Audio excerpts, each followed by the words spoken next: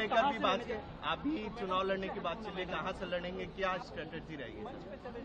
देखिए, ये बात मैंने कही है कि मैं बहुत लंबे समय तक अपने आप को केंद्र की राजनीति में नहीं देखता हूं। मेरा राजनीति में आने का कारण ही बिहार और बिहारी रहे हैं।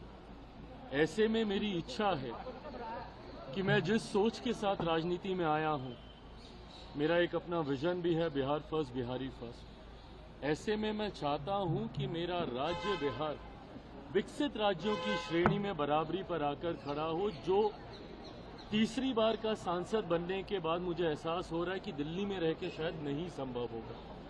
ऐसे में ये इच्छा मैंने पार्टी के समक्ष रखी थी कि अब मैं जल्द बिहार वापस जाना चाहता हूं। ऐसे में अगर पार्टी चाहेगी, और जब मैं ये कहता हूं कि पार्टी चाहेगी तो छूटते ही आप लोग ये सवाल दागेंगे कि भैया आप ही पार्टी हैं, आप अगर चाहेंगे तो कौन आपको रोकेगा।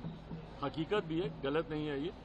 पर जब मैं कहता हूं कि अगर पार्टी चाहेगी, इसका मतलब ये है कि पार्टी इवैल्यूएट कर रही है इस बात को कि क्या मेरे चुनाव अभी लड़ने से पार्टी को फायदा होगा।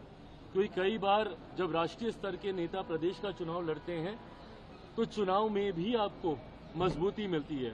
भारतीय जनता पार्टी ने कई बार इसका प्रयोग किया है जब उन्होंने अपने सांसदों को चुनाव में उतारा, जिसका उनको स्थानीय स्तर पर विधानसभा के चुनाव में फायदा हुआ, और ये होता है।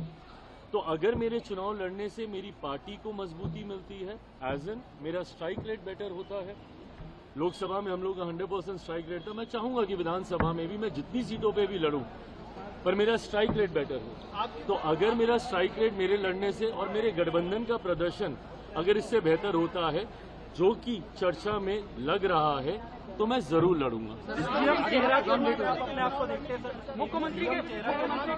मुख्यमंत्री पद की बिहार विधानसभा चुनाव में मुख्यमंत्री पद की कोई वैकेंसी नहीं है। मौजूदा मुख्यमंत्री नीतीश कुमार जी ही चुनाव परिणामों के बाद प्रदेश के मुख्यमंत्री बने।